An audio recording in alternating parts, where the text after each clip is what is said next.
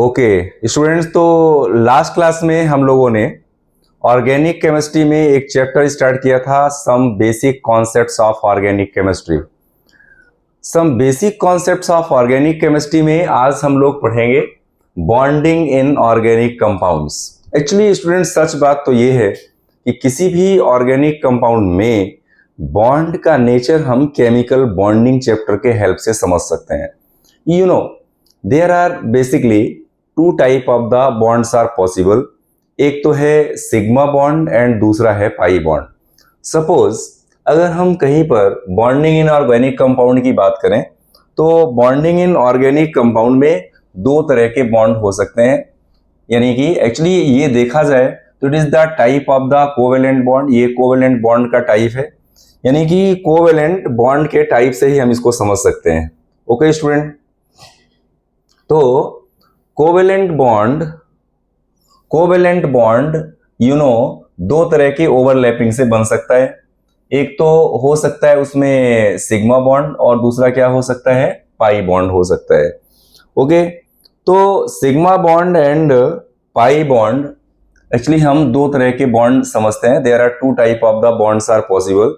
एक तो sigma bond है और दूसरा क्या है, पाई बॉन्ड है। ओके, तो सिग्मा बॉन्ड का फॉर्मेशन कैसे होगा ये समझते हैं और पाई बॉन्ड का फॉर्मेशन कैसे होगा वो समझते हैं। यू नो कि एक ऐसा कॉन्सेप्ट है कि there are PP overlapping, SP overlapping and SS overlapping. तो एसएस ओवरलैपिंग से हमेशा क्या बनेंगे, सिग्मा बॉन्ड का फॉर्मेशन होगा। पी एंड पी ऑर्बिटल में ओवरलैपिंग से टू टाइप की पॉसिबिलिटी हो सकती हैं। एक तो उसमें बन सकता है सिग्मा बॉन्ड और दूसरा बन सकता है pi bond. Actually sigma bond का फॉर्मेशन कब होता है वो बहुत ही इंपॉर्टेंट आपको समझना है। सिग्मा बॉन्ड का फॉर्मेशन दो तरह से हो सकता है, या तो एस ऑर्बिटल की ओवरलैपिंग एस ऑर्बिटल के साथ हो जाए, एस ऑर्बिटल की ओवरलैपिंग इसके साथ हो जाए, एस ऑर्बिटल के साथ हो जाए, like S orbital is overlap with the S orbital.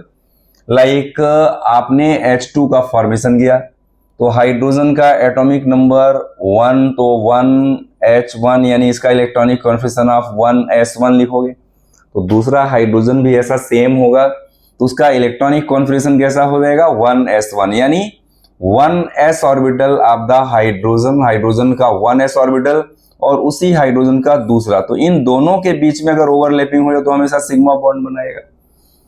Carbon में सिग्मा बॉन्ड कहां पे हो सकता है ये चीज अपने को समझना है। अभी इसको इन डेप्थ अगर हम थोड़ा सा समझें तो इसका एक सिंपल सा मीनिंग ये है कि अगर कार्बन के बीच में सिग्मा बॉन्ड हो, सिंगल बॉन्ड हो, तो वो हमेशा सिग्मा बॉन्ड होगा। कार्बन के बीच में अगर डबल बॉन्ड हो तो उसमें से एक सिग्मा बॉन्ड होगा और दूसरा पाई बॉन्ड होगा। अगर कार्बन के बीच में ट्रिपल बॉन्ड हो तो उसमें से सेंटर वाला सिग्मा और बाकी के दो क्या होंगे, हमेशा पाई बॉन्ड का फॉर्मेशन करेंगे। यानी कि if there is a single bond between the carbon then there will be compulsory it is sigma bond. If there are two bonds are present between carbon, then one of them will be sigma and another one will be pi. If triple bonds are present between carbon, then one bond will be sigma and two bond will be pi bond. Is that clear?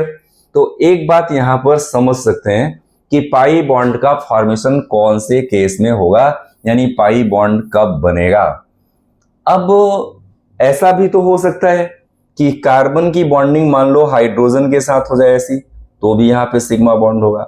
दूसरा भी bond हो तो भी यहाँ sigma bond होगा। तीसरा भी bond हो तो भी सिग्मा बॉन्ड होगा और चौथा भी बॉन्ड हो तो भी यहाँ पर क्या होगा, सिग्मा बॉन्ड होगा।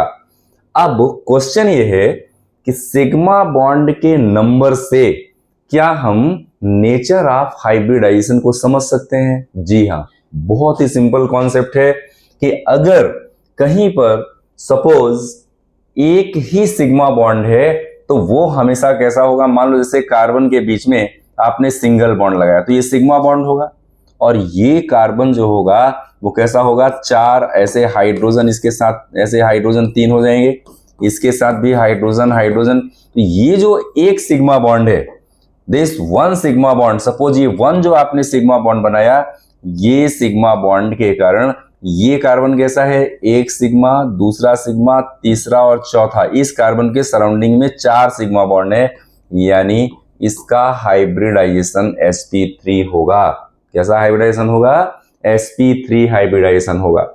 सपोज अगर कार्बन पे कहीं डबल बॉन्ड आता है, सपोज अगर कहीं पर कार्बन पे डबल बॉन्ड आया, तो डबल बॉन्ड के केस में कैसा होगा, C डबल बॉन्ड C, यहां पर एक H और यहां पे एक H, तो एक सिग्मा बॉन्ड, एक पाई बॉन्ड।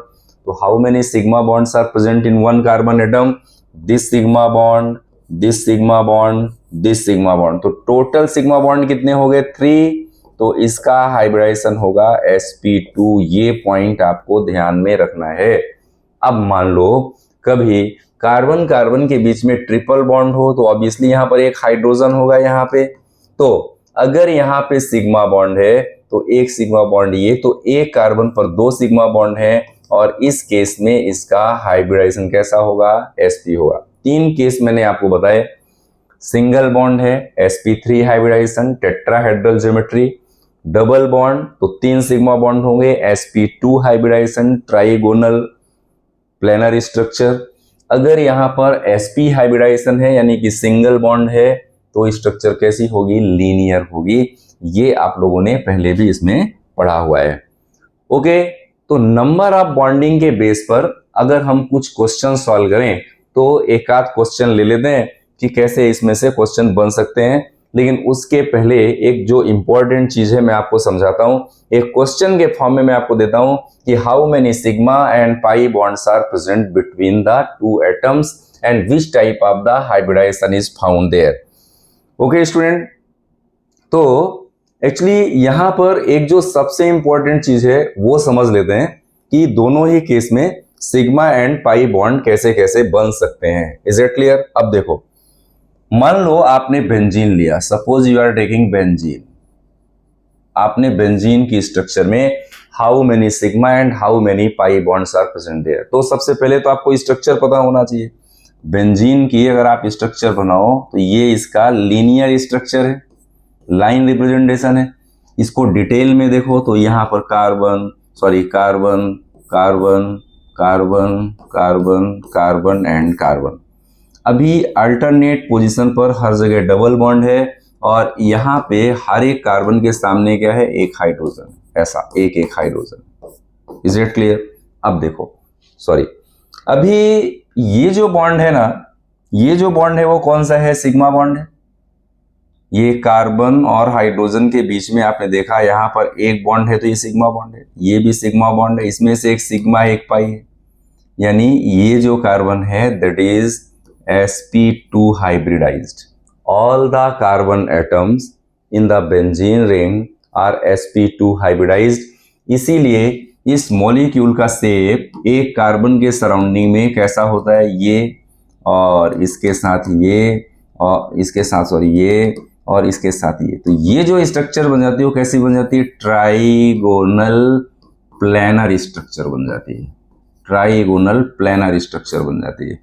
अभी हमारा पर्पस था कि how many sigma and pi bonds are present there, तो हर एक कार्बन के पास काउंट कर लेते हैं, इसके पास भी सिग्मा सिग्मा, यहाँ पे सिग्मा एक पाई, तो sigma sigma sigma sigma bond, तो how many sigma bonds are present there, तो हर एक कार्बन के बीच में एक एक सिग्मा, तो 1 2 3 4 5 6, और सराउंडिंग में कार्बन हाइड्रोजन के साथ, तो 12 कौन से हो गए, सिग्मा बॉन्ड हो गए।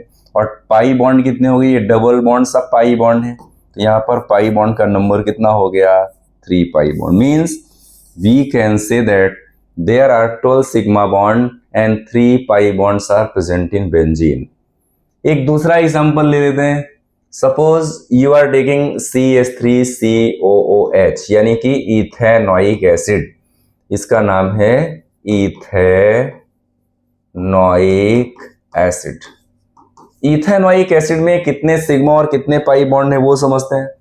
तो ऑर्गेनिक कंपाउंड में कोई भी अगर आपको बॉन्डिंग का नेचर समझना है, number of sigma and pi bond समझना है, तो आपको पहले स्ट्रक्चर पता होना चाहिए। तो ये C, यहाँ पर 1 hydrogen 2 3 and another is bonded with the carbon, double bond O and H. This is the structure of the ethanoic acid. Then how many sigma and pi bonds are present there?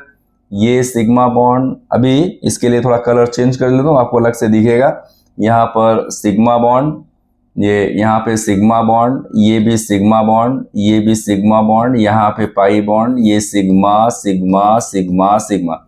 How many sigma bonds are present there? देखो 1 2 3 4 5 6 7, तो sigma bond का number कितना हो गया? 7। And how many pi bonds are present? Pi bond का number कितना हो गया? 1। तो सिग्मा बॉन्ड का नंबर कितना हो गया? 7 एंड पाई बॉन्ड का नंबर कितना हो गया? 1। तो ऐसे किसी भी ऑर्गेनिक कंपाउंड में आप sigma and pi bond calculate कर सकते हैं। You can easily calculate the number of sigma and pi bonds. एक थोड़ा और कॉम्प्लेक्स एग्जांपल ले लो। मान लो आपके पास कोई कॉम्प्लेक्स जैसा तो कुछ क्या, एक सिंपल स्ट्रक्चर, कॉम्प्लेक्स जो आपको लेना वैसे स्ट्रक्चर ले सकते हैं। मान लो आपके पास बेंजोइक एसिड में ले लेता हूं। For example you are taking benzoic acid, है ना। बेंजोइक एसिड यानी क्या? C6H5COOH, यानी कि बेंजीन रिंग में ही आपने क्या किया है? 1 कार्बन के पास आपने COOH लगा दिया है। Can you count the number of the sigma and pi bonds present in the benzoic acid?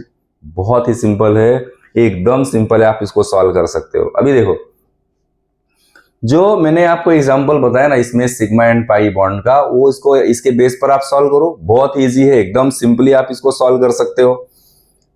जैसे बेंजीन में आपने देखा था कि यहां पर कितने, आपने यहां पर एक काम किया कि बेंजीन के स्ट्रक्चर में आपने सिग्मा एंड पाई बॉन्ड में क्या कर दिया? इसको एक number of sigma and pi bond आपने क्या कर दिया? यहां पर बेंजोइक एसिड में समझना है आपको। तो आप C6H5COOH की स्ट्रक्चर बनाओ, यानी कार्बन कार्बन कार्बन कार्बन, तो ये बेंजीन रिंग हो गया। अभी हर एक के पास यहाँ पे अल्टरनेट पोजीशन पे डबल बॉन्ड, फिर C double bond O and OH, और हर एक कार्बन के पास एक एक हाइड्रोजन हो गया। Now, can you count, student, how many sigma and pi bonds are present in benzoic acid? You know, this is called benzoic acid. Hello, can you count how many sigma and pi bonds are present there? कितने sigma and pi bonds हैं? देखो यहाँ पे ये अभी इसमें number of sigma and pi bond आप count करो ना, तो एक सिग्मा बॉन्ड, दूसरा, तीसरा, चौथा, 4 5 6 7 8 9 10 11 12 13 14 15। How many? 15 sigma bond. तो सिग्मा बॉन्ड का नंबर हो गया 15। पाई बॉन्ड कितने हैं? 1 2 3 और ये 4, यहाँ पर एक पाई बॉन्ड छुपा हुआ है, तो पाई बॉन्ड का नंबर कितना हो गया? 4। तो how many sigma and pi bonds are present there? Number of the sigma bonds are 15 and number of the pi bonds are 4। Benzoic acid में हो गया। कोई भी ऑर्गेनिक कंपाउंड हो, आप उसमें number of sigma and pi bond आप बता सकते हो। अब क्वेश्चन ये है कि कई बार ऑर्गेनिक कंपाउंड का है ना, आपको सिर्फ नेम दिया रहता है, suppose structure is not given, then first you will have to know the structure of the molecule on the basis of its IUPAC name. अगर आपको IUPAC नेम है, या तो मान लो आपको कॉमन नेम दिया है, तो कॉमन नेम का IUPAC नेम बनाओ, उसकी स्ट्रक्चर बनाओ, then find the number of the sigma and pi bonds. Like suppose आपको ऐसा दे दिया कि 2,3 dimethyl 2,3 dimethyl hexane. Okay student, आपको फॉर एग्जांपल मैंने एक क्वेश्चन दिया कि find the number of sigma and pi bonds in 2,3 dimethyl hexane. कैसे फाइंड करोगे आप देखो। अभी डाई मिथाइल हेक्सेन, तो हेक्स मतलब 6 कार्बन, तो 1 2 3 4 5 6 कार्बन नंबर हम यहां से लेते हैं 1 2 3 4 5 6। तो यहाँ पर 2 पे CH3 ले लेते हैं, मिथाइल यानी कि CH3, तो ये हो गया CH3। और 3 पर भी ऐसा, कार्बन नंबर 3 पर भी ऐसा CH3। और बाकी पर क्या है, यहाँ पर हर जगह हाइड्रोजन है। नाम क्या हो गया कंपाउंड का, 2,3 डाइमिथाइल हेक्सेन, यानी यहाँ पर अभी हाइड्रोजन हाइड्रोजन हाइड्रोजन, इसके पास एक हाइड्रोजन हाइड्रोजन, यहाँ हाइड्रोजन, ये हाइड्रोजन हाइड्रोजन, ये हाइड्रोजन हाइड्रोजन हाइड्रोजन। वैसे तो ये कोई बहुत बड़ी बात नहीं है, देखो बहुत सारे लोगों ने इसके बारे में अगर पढ़ा हो तो पता ही होगा, लेकिन जब हमको कोई चीज पता नहीं होती है तो वही चीज हमारे लिए डिफिकल्टी बन जाती है और वहीं पे हम फंस जाते हैं, है ना। तो number of sigma and pi bonds count करें तो कितना हो जाएगा, all the sigma bonds are present there, you know there is no double bond, that's why all the bonds are sigma bond, like 1 2 3 4 5 6 7 8 9 10, फिर 11 12 13 14 15 16 17 18 19 20 21 22 23 24 25, तो number of sigma bonds are 25। कोई confusion हो देख लेते हैं, काउंट कर लेते हैं, गलती हो सकती है। तो 1 2 3 4 5 6 7 8 9 10 11 12 13 14 15 16 17 18 19 20 21 22 23 24 25। How many sigma bonds are present there in this compound? Total sigma bonds are 25. 25 sigma bonds इसमें present है, पाई बॉन्ड एक भी नहीं है। तो कभी भी अगर कोई कंपाउंड में सिग्मा एंड पाई बॉन्ड्स का नंबर आपको फाइंड करने को आए तो सिंपल एक चीज याद रखना है, single bond sigma bond, repeated bond double bond. Is that clear? फिर से बोलो, single bond sigma bond, repeated bond pi bond. बस अब अगला एक टॉपिक ले लेते हैं स्टूडेंट। अब नेक्स्ट एक टॉपिक है structural representation of the molecule, यानी कि ऑर्गेनिक कंपाउंड को अगर आपको स्ट्रक्चर रिप्रेजेंट करना है तो कैसे करोगे, how will you represent the structure of the organic compound. अब देखो, किसी भी ऑर्गेनिक कंपाउंड का स्ट्रक्चर अगर आपको सेलेक्ट करना है तो स्ट्रक्चर मींस कि वो किस तरह से हम कौन कौन सी स्ट्रक्चर के फॉर्म में रिप्रेजेंट कर सकते हैं। एक्चुअली किसी भी ऑर्गेनिक कंपाउंड को रिप्रेजेंट करने के 3-4 तरीके हो सकते हैं, 4 मेथड्स हो सकती हैं। वो मेथड कौन कौन सी है एक बार समझ लेते हैं। देखो, ऑर्गेनिक कंपाउंड्स भी represented in their different form. सबसे पहला है उसका मॉलिक्यूलर फॉर्मूला, आपको पता होना चाहिए। सबसे पहले आपको उसका मॉलिक्यूलर फॉर्मूला पता होना चाहिए। फिर आप उसकी बना सकते हैं कंडेंस्ड स्ट्रक्चर, आप बना सकते हैं क्या उसकी कंडेंस्ड स्ट्रक्चर। तीसरा, कंडेंस्ड स्ट्रक्चर के बाद अगर आप इसका चाहो तो लाइन रिप्रेजेंटेशन बना सकते हो। कंडेंस्ड स्ट्रक्चर के बाद आप क्या बना सकते हो, चलो कंडेंस्ड स्ट्रक्चर के बाद हम ले लेते हैं डिटेल्ड स्ट्रक्चर। Detailed structure. चौथा हम ले सकते हैं लाइन डायग्राम। Line diagram. और पांचवा रिप्रेजेंटेशन हम कर सकते हैं 3 डायमेंशनल 3D स्ट्रक्चर, यानी कि किसी भी कंपाउंड की स्ट्रक्चर को हम 5 तरह से, वैसे तो मॉलिक्यूलर फॉर्मूला तो कोई स्ट्रक्चर नहीं है, तो मेन आप समझो कि 4 तरह से किसी को रिप्रेजेंट कर सकते हो। तो कंडेंस स्ट्रक्चर, डिटेल्ड स्ट्रक्चर, है ना, जिसे हम एक्सपेंडेड फॉर्म भी कहते हैं।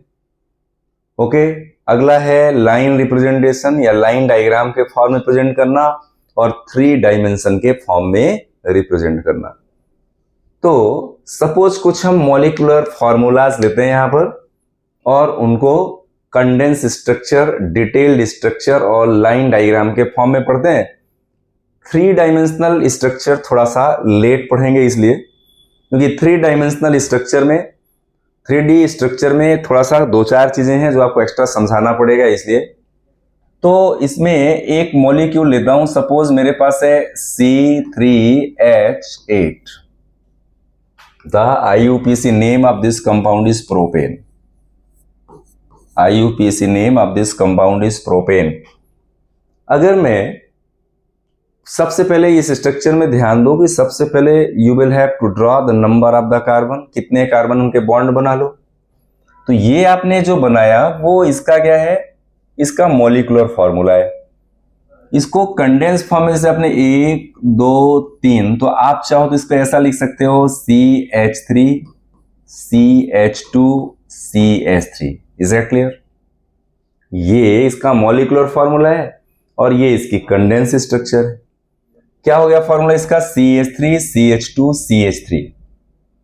तो आप देखो ऐसे मॉलिक्यूलर फॉर्मूला तो यही है, 3 2 5 3 8 हाइड्रोजन और 3 कार्बन है। तो ये जो आपने स्ट्रक्चर बनाया, this is called condensed structure. Okay, condense structure बना दिया आपने। इसी को अगर आप चाहो तो डिटेल्ड पैटर्न बना सकते हो, डिटेल स्ट्रक्चर आप बना सकते हो। इसकी डिटेल स्ट्रक्चर कैसे? आप 1 2 3 कार्बन लो, हर एक कार्बन की 4 वैलेंसी सेटिस्फाइड करो। हाइड्रोजन कम पड़े तो double bond triple bond use करो। तो ये कार्बन में 1 2 3 हाइड्रोजन, देखो यहां पे कितने हाइड्रोजन है? 3 हाइड्रोजन है। यहां पर 2 हाइड्रोजन है तो ये 2 हाइड्रोजन, यहां पे फिर से 3 हाइड्रोजन है तो 1 2 3 हाइड्रोजन। Is it clear? ये हो गई इसकी डिटेल्ड स्ट्रक्चर। इसी में अगर आपको बनाना है तो भी आप इसका क्या बना सकते हो? लाइन डायग्राम बना सकते हो, लाइन स्ट्रक्चर बना सकते हो। लाइन स्ट्रक्चर में क्या करना है? Each of the carbon should be represented by a terminal position और एन एंगल। लाइक 3 कार्बन है तो मैं एक डॉट यहां पे रखूंगा, एक यहां पे रखूंगा और एक यहां पे रखूंगा और तीनों को मिला दूंगा 1 2 3। तो ये कार्बन नंबर 1, ये कार्बन नंबर 2 और ये कार्बन नंबर 3। आप ऐसा नहीं करके ऐसा भी कर सकते हो, या तो इस फॉर्म में रिप्रेजेंट करो तो भी ये 1 2 3 नहीं। इसके लिए कोई रूल नहीं है कि आपको इसको डाउनवर्ड रिप्रेजेंट करना है कि अपवर्ड रिप्रेजेंट करना है। आपकी जैसी मर्जी वैसा रिप्रेजेंट कर सकते हो, लेकिन पॉइंट क्लियर होना चाहिए कि how many carbons are there? 3 carbons. तो carbon number 1, carbon number 2, carbon number 3। यहां पे हमेशा एक चीज का ध्यान रखना है, each of the terminal position. ये जो टर्मिनल पोजीशन है वो एक कार्बन को रिप्रेजेंट करती है, ये टर्मिनल पोजीशन भी एक कार्बन को रिप्रेजेंट करती है। और जहां पे आपने टर्न लिया है, जहां पे एंगल बनाया है, this angle is representing also 1 number. Means suppose you are taking 3 carbons, then the structure will be, line structure will be like this. अब क्वेश्चन दिमाग में आता है कि सपोज मान लो मेरे पास एक ही कार्बन है, मीथेन, तो उसका लाइन डायग्राम नहीं बनेगा। एकदम सिंपल स्ट्रक्चर मीथेन का हम लाइन डायग्राम नहीं बना सकते हैं। उसका मॉलिक्यूलर फॉर्मूला लिख सकते हैं, उसकी कंडेंस स्ट्रक्चर बना सकते हैं, डिटेल्ड स्ट्रक्चर बना सकते हैं, लेकिन लाइन स्ट्रक्चर के लिए कंपल्सरी 2 कार्बन प्रेजेंट होना चाहिए। 1 कार्बन के लिए हमें कोई भी ऐसा लाइन डायग्राम नहीं बनाना है। We can take the another example. Suppose एक दूसरा और एग्जांपल लेते हैं। मान लो आपके पास butane, suppose you are taking butane.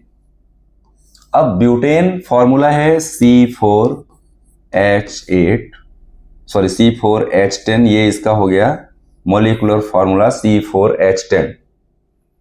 इसका अगर आप लाइन डायग्राम बनाओ तो कैसा बनेगा, कंडेंस स्ट्रक्चर कैसी बनेगी और डिटेल स्ट्रक्चर वो समझ लेते हैं। तो पहले हमने क्या कहा था, रूल क्या है?